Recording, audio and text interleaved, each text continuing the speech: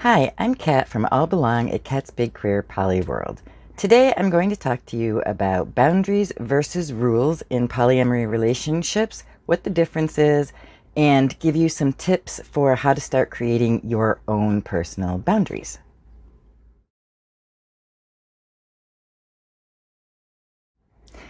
Hi friends, it's Kat. When people first start to explore polyamory or other forms of ethical non-monogamy, one of the first things that they typically start to do is form rules and agreements, particularly if they are part of an already established couple who is going to open up their relationship. Today I'd like to talk to you about the differences between rules and boundaries in polyamorous relationships, why I think boundaries are better than rules, and if you stick around to the end of the video, I'll give you a few quick tips about how to start setting your own personal boundaries. So let's talk first about what a rule is versus what a boundary is. So a rule tends to dictate to a person what is or is not allowed to happen, whereas a boundary tends to communicate your own personal need or limit. I, along with a lot of other poly-practicing folks, prefer to work with boundaries rather than rules. When I first started exploring polyamory, I made a ton of rules with my then partner. When we first start exploring something new, we tend to gravitate towards rules because rules make us feel like we're safe. So we imagine a situation and try to guess how we will react to that situation and set a rule based on those imagined senses of what may happen. There are several problems with rules that I've come across while exploring ethical non-monogamy. One of them is that when you set a rule, you automatically create an enforcer in your relationship. And that creates an unbalanced power dynamic that could be unhealthy for your relationship. Another thing is that by dictating what your partner or partners may or may not do, you are taking away their choices and not promoting autonomy.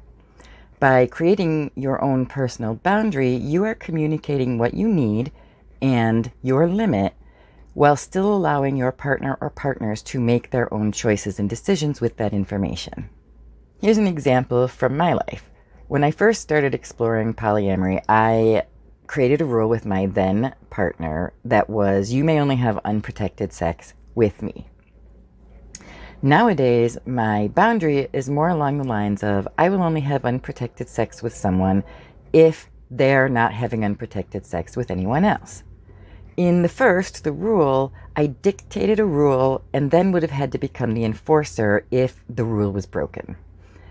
The second way I did it, the boundary, I give what my comfort level is and what my limit is, but I still allowed the other person to make their own choice with that information. So now you're ready to start creating your own personal boundaries, but where do you start? Well, I have some tips for you on how you can jumpstart creating those personal boundaries. And the very first thing I would say is start with your gut. I would brainstorm and write down any kind of situation in polyamory that I can think of that might make you feel icky or uncomfortable or unsafe. Write them down. They don't all have to become boundaries, but writing them all down is a good start. And then number two is consider a lot of different kinds of boundaries that you might have to make, or situations that might call for boundaries. For example, how do you want to handle STI testing with your partner or partners? Will your family members meet your partner or your partner's partners? There are many, many different types of scenarios, and try to think as many of them as possible to write down while you're gut checking. So the third thing I would say is that once you have your list, your brainstormed list, look over all of the things that you've written and try to understand why you might feel uncomfortable or unsafe in those situations. Many of the times, the things that you look at, you'll be able to identify why very easily. You may have a concern about safety. You may have a concern about family members or anonymity. Sometimes you'll have to dig a little deeper to understand the why behind the feeling. But I encourage you to do so because once you fully understand the whys of all those uncomfortable, unsafe, icky feelings, you can more effectively create personal boundaries that are going to work for you going forward. If you get stuck while you are creating your personal boundaries, a trick I like to use is to flip a rule into a boundary. So often when I'm doing my brainstorming, rules jump into my head, and I try to take those and change them into boundaries. For example, I might have a rule that says you need to contact me at least 3 times a day. Or I might have a boundary that says I need regular contact from my partners in order to feel secure. The boundary is the beginning of a discussion, an open dialogue, so that we can figure out how to meet both of our needs together. Whereas the rule is the end of the discussion. And lastly, I would just say check in with yourself and your partner or partners regularly.